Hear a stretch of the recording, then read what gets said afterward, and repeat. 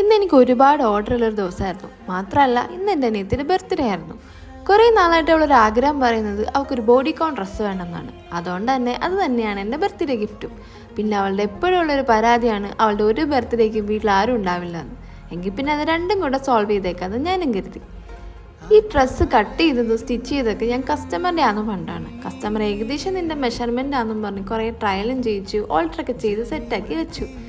പിന്നെ ആളുടെ ഫ്രണ്ട്സായിട്ട് ബീച്ചിൽ പോയ ഗ്യാപ്പിൽ പെട്ടെന്ന് കുറച്ച് ഡെക്കറേഷനൊക്കെ സെറ്റ് ചെയ്തു. എൻ്റെ ബ്രദറായിട്ട് നേരെ പോയി കേക്കൊക്കെ വാങ്ങിച്ചു വെച്ചു. അപ്പോൾ നേരത്തെ കണ്ടതായിരുന്നു ആളുടെ റിയാക്ഷൻ.